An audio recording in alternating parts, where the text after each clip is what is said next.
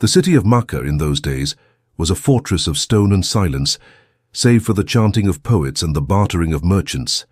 It was a metropolis carved from the harsh desert, a place where the heat radiated off the black mountains and settled heavily into the valley. But the true heat of Makkah was not in its climate, it was in its pride. It was a society, built upon the foundations of lineage, where a man's worth was weighed by the blood in his veins and the gold in his coffers. The Kaaba stood at its center, surrounded by 360 idols, stone deities that watched over a people obsessed with legacy, power, and tribal honor. Truth, in this world, was a commodity owned by the strong. Yet, walking among them was a man who disrupted this order simply by existing. Muhammad ibn Abdullah, peace and blessings be upon him, was the quiet anomaly of Makkah. For 40 years he had walked these streets, traded in these markets, and sat in these councils. He possessed no armies and sought no throne, yet he held a title that no amount of gold could buy: Al-Amin, the trustworthy, As-Sadiq, the truthful.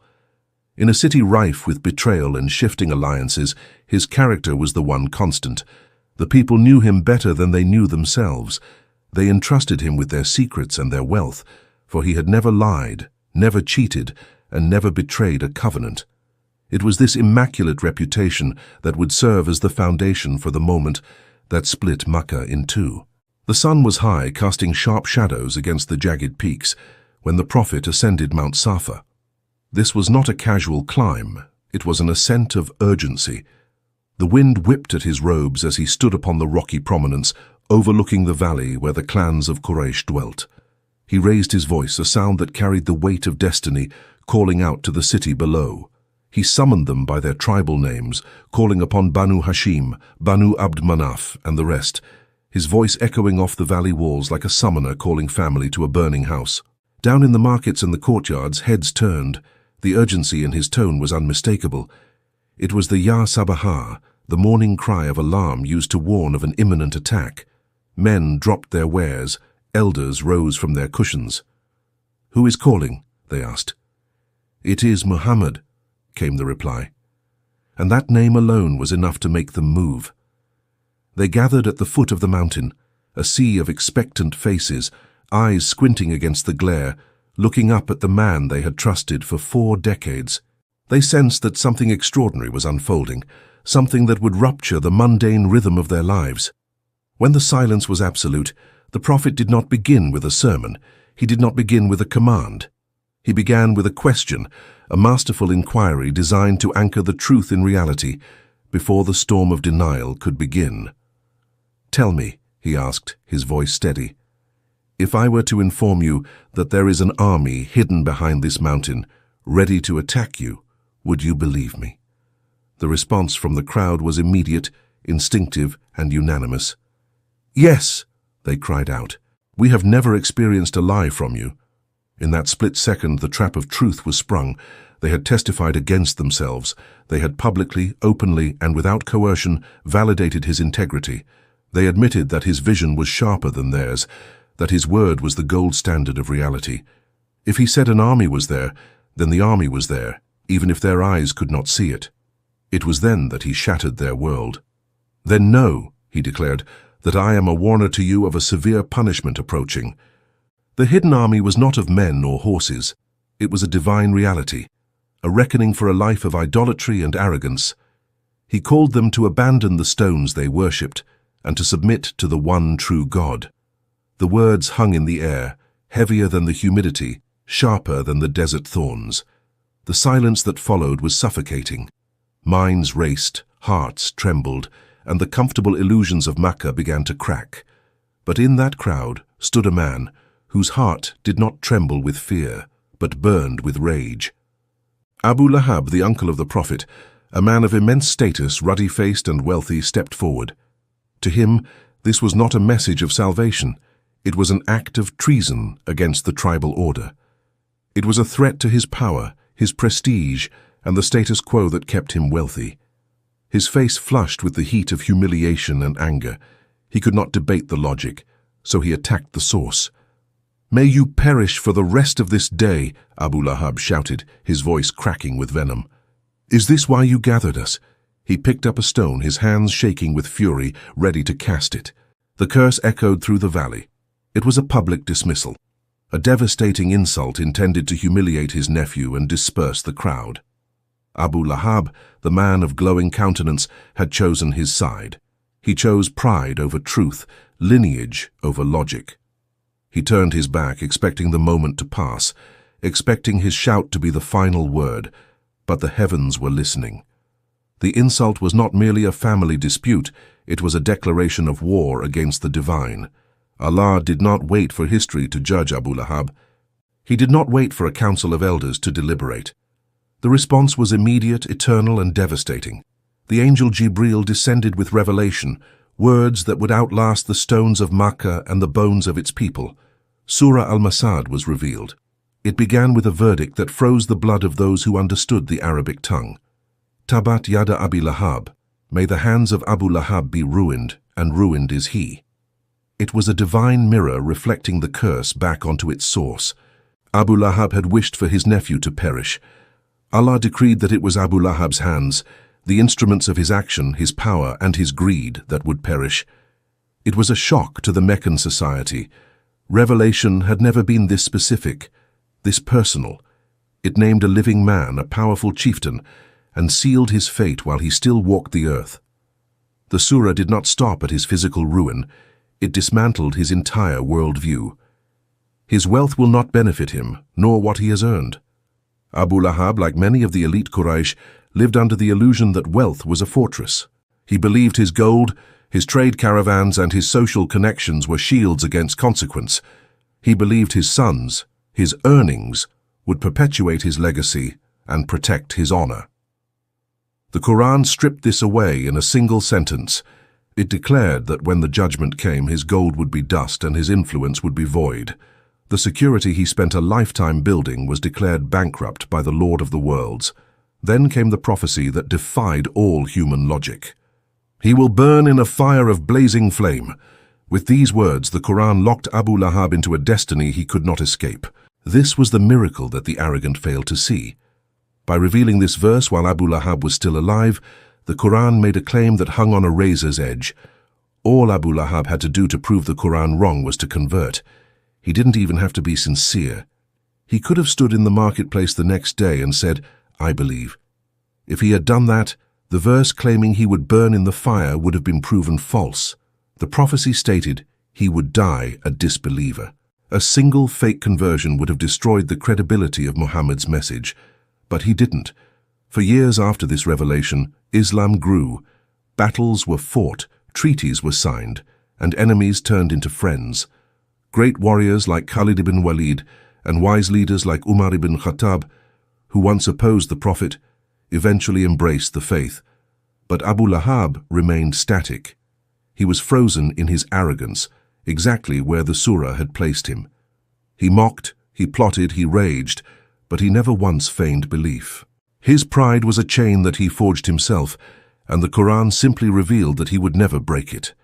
He lived his life as a walking confirmation of the scripture that condemned him. The condemnation did not rest solely on him. Beside him in the text, as she was beside him in life, stood his wife, Jamil. She was a woman of high birth, the sister of Abu Sufyan, arrogant and sharp-tongued. She was not a passive observer.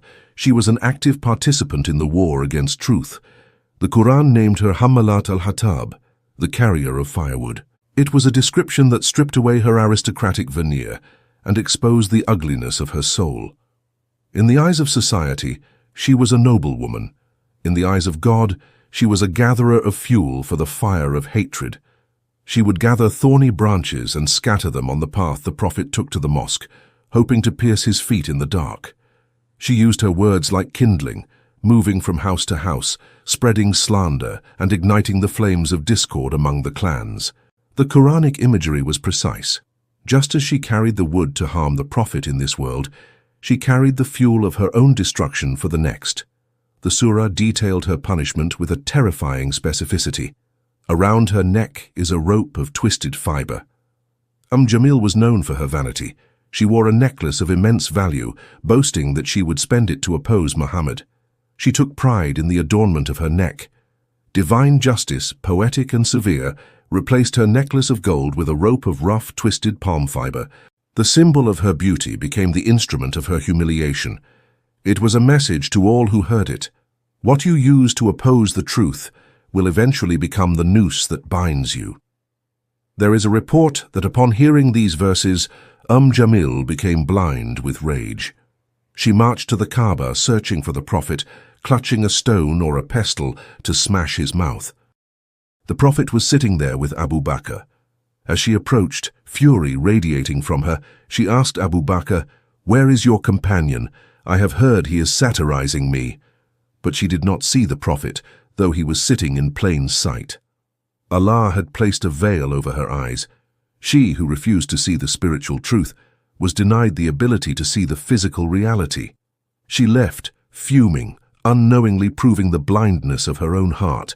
Years rolled on. The message of Islam expanded beyond the valley of Makkah. The persecution intensified, culminating in the migration to Medina and the eventual clash at the Battle of Badr. Abu Lahab did not attend Badr. He sent someone in his place, fearing for his life, yet his heart remained hardened against his nephew. News reached Makkah of the Quraysh's crushing defeat at Badr, the collapse of their power, the death of their greatest leaders. This news broke Abu Lahab. The lineage and power he worshipped had been humiliated by a small band of believers. Shortly after this, the promise of Surah Al-Masad began to manifest in the physical world. Abu Lahab was struck with a disease, al-adasa, a plague similar to smallpox that caused ulcers and rotting flesh. The man who once boasted of his pristine status and immense wealth became a source of repulsion. His own family, the sons he thought would earn him immortality, abandoned him. They feared the contagion, they feared the smell. He lay dying in his home, isolated and terrified. The wealth he had hoarded could not buy him a doctor who would touch him. The prestige he held could not compel his friends to visit him. He died alone, consumed by the very misery he had wished upon the Prophet. His end was a grim spectacle of the surah's truth.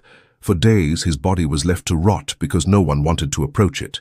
Eventually, out of shame, his sons did not even wash him or wrap him in dignified shrouds. They pushed his body into a pit with long poles and threw stones over it from a distance to cover the stench. Perish the hands of Abu Lahab, and perish he. The verse had come to pass in the most literal, horrifying way. His hands, which had thrown stones at the truth, were now lifeless. His person, which had demanded respect, was now a source of disgust. The fire he was promised in the next life had foreshadowed itself in the burning fever and rot of his final days in this world. The story of Abu Lahab and Surah Al-Masad remains one of the most profound chapters in the history of Revelation. It is not merely a historical record of a bad man, it is a timeless lesson on the nature of arrogance. Abu Lahab had proximity to the greatest mercy sent to mankind. He was the Prophet's own blood, yet it did not save him. He had knowledge, he knew Muhammad never lied. But knowledge without submission is futile. The surah stands as a permanent witness. Every time a believer recites these verses in prayer, whether in the deserts of Arabia, the snowy peaks of the north, or the humid tropics of the east, they confirm the verdict. Abu Lahab thought he could silence the message with a shout on Mount Safa. Instead, his shout died, and the message he tried to destroy preserved his name forever as a warning. He sought to bury the truth, but the truth buried him. This narrative serves as a mirror for every soul. It asks the listener, what do you rely on? Is it your wealth, your lineage, your status, or is it your submission to the truth? Abu Lahab's tragedy was not that he didn't know. It was that he knew and chose his pride instead. The surah remains breathing and alive, a reminder that when Allah speaks, time itself bends to prove him right. The hands that oppose the divine will always perish, but the word of God endures. The days following the event on Mount Safa were heavy. The Prophet, peace and blessings be upon him, felt the sting of his uncle's rejection deeply. In a tribal society, the uncle is like the father. His protection is paramount. For Abu Lahab to publicly curse him was not just an insult, it was a diplomatic signal to all of Arabia that Muhammad was fair game. That he had no protection. Makkah returned to its commerce, but the whispers didn't stop. Abu Lahab walked the markets with renewed arrogance. He felt he had crushed a rebellion before it could start.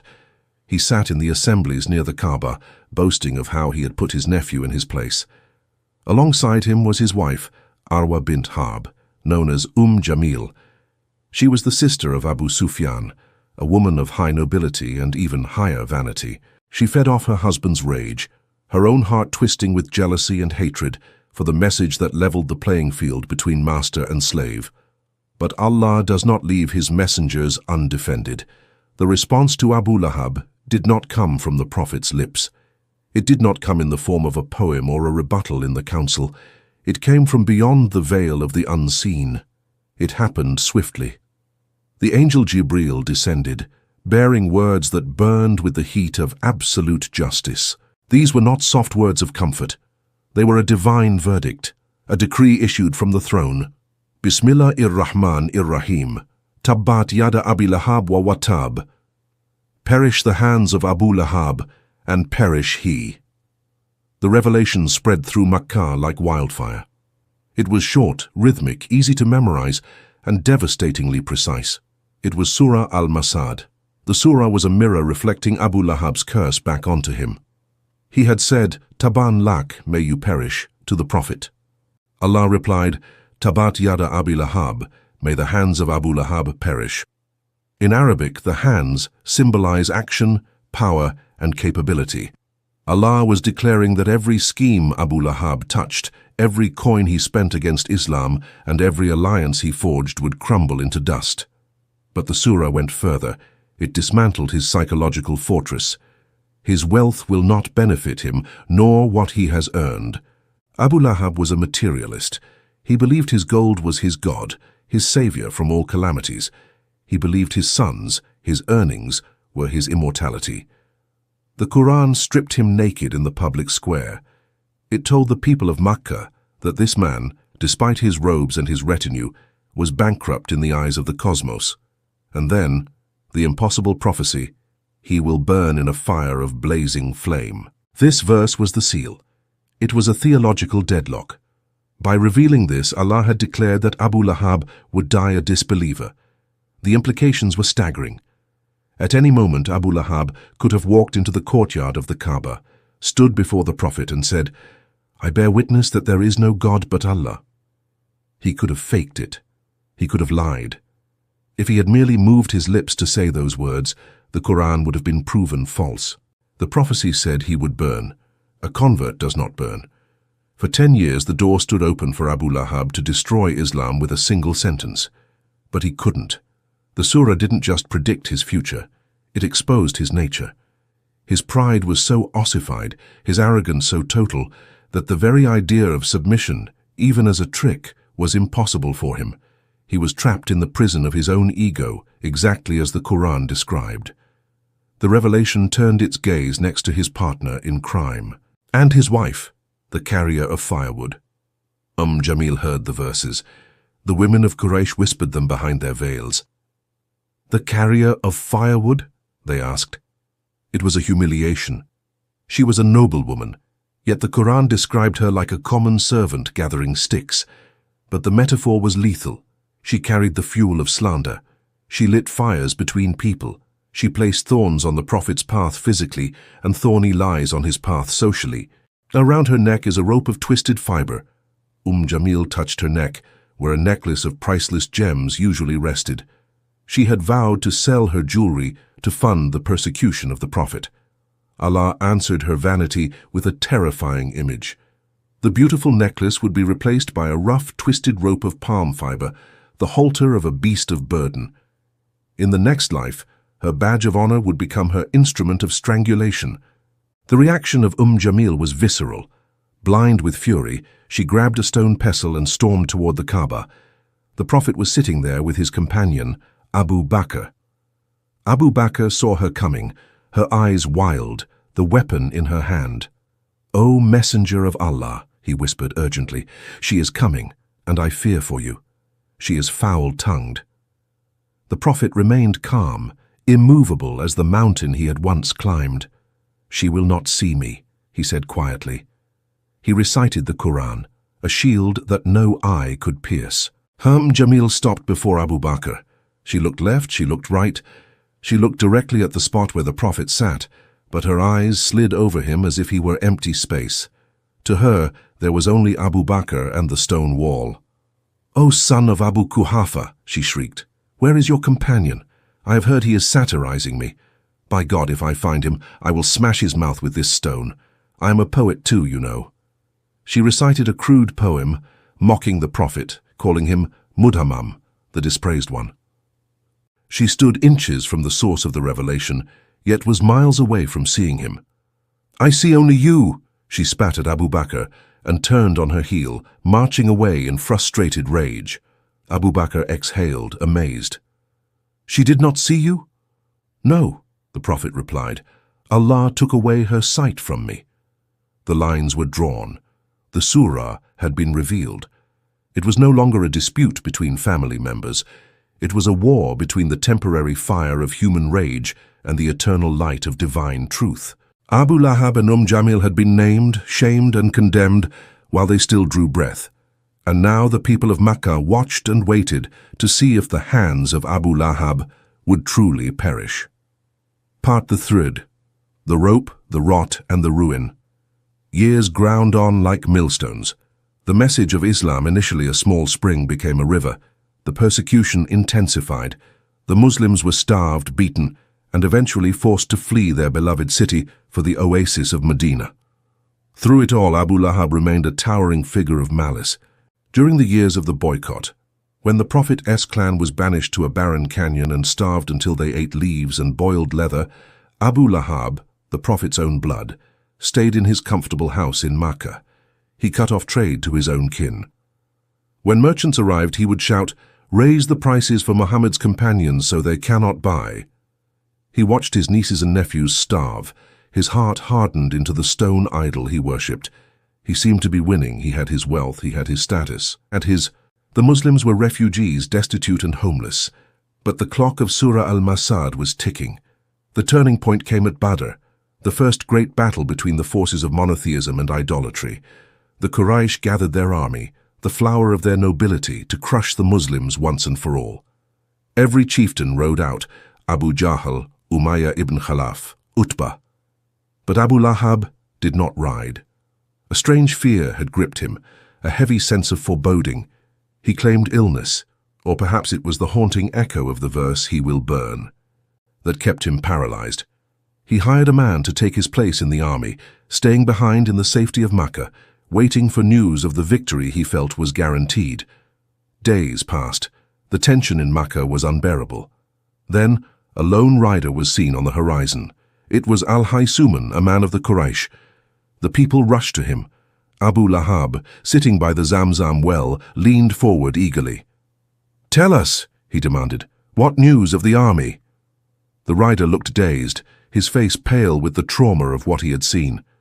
"The people," he stammered. "The people were defeated." Abu Lahab stood up, his face draining of color. "What are you saying?" "We were crushed," the rider confessed, his voice breaking.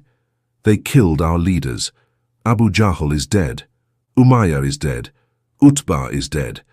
And, by the gods, we saw men in white turbans on piebald horses between heaven and earth, aiding them. We could not fight them."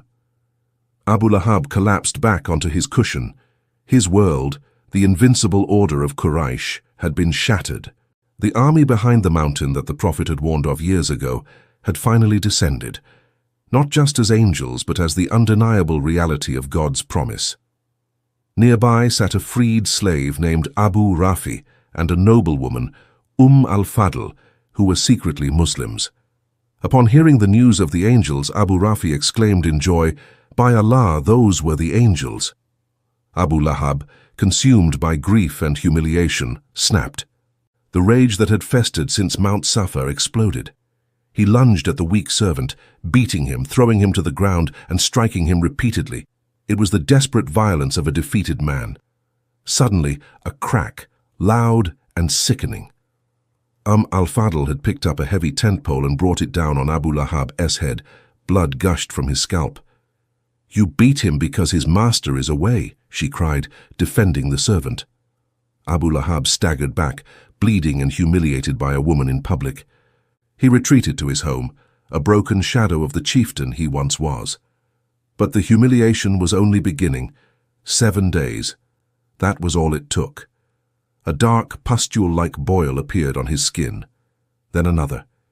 It was al-adasa, a plague feared by the Arabs more than the sword. It was a disease that rotted the flesh and was believed to be highly contagious. The man who had prided himself on his earnings, his sons, his wealth, his connections, was suddenly radioactive. His friends stopped visiting. His business partners vanished. And then, the ultimate betrayal. His own sons, the ones he thought would be his legacy, refused to enter his room. They left him alone in his agony. As the infection spread, Abu Lahab lay in the darkness of his opulent house, the smell of his own decaying flesh filling the air. He must have remembered the words, Tabat yada, ruined are the hands. His hands were now covered in sores, useless. Ma agna anhu malahu. His wealth will not avail him. His gold lay in chests nearby, but it could not buy him a cup of water from a loving hand. Sayasla naran, he will burn. The fever consumed him from the inside, a prelude to the fire that awaited him. He died alone, a pariah in his own palace. For 3 days his body lay undiscovered, rotting in the Meccan heat, until the stench became a scandal for the neighborhood. His sons were shamed into action, but they were too cowardly to touch him. They did not wash him, they did not shroud him in silk, they did not carry him in a procession. Standing at a distance covering their noses, they used long wooden poles to push his corpse into a pit dug outside the city. They threw stones and dirt over him from afar, burying him like a rabid dog, desperate to hide the evidence of his end. The prophecy was complete. The loop was closed.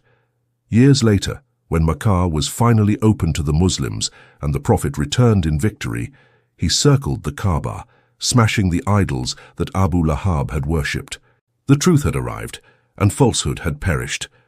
Today, 14 centuries later, the name of Muhammad, peace and blessings be upon him, rings out from minarets in every corner of the globe, followed by prayers of love and honor. And Abu Lahab? His name survives too, but only as a footnote of warning. He is remembered only because the Qur'an chained him to his arrogance. Every time a child memorizes the short surah, every time a believer stands in prayer and recites Tabat Yada, the verdict is renewed. The man who shouted perish perished. The man who was cursed with ruin was ruined, and the message he tried to silence continues to speak, a timeless reminder that when the Creator speaks, the creation has but 2 choices, submit and rise, or resist and burn.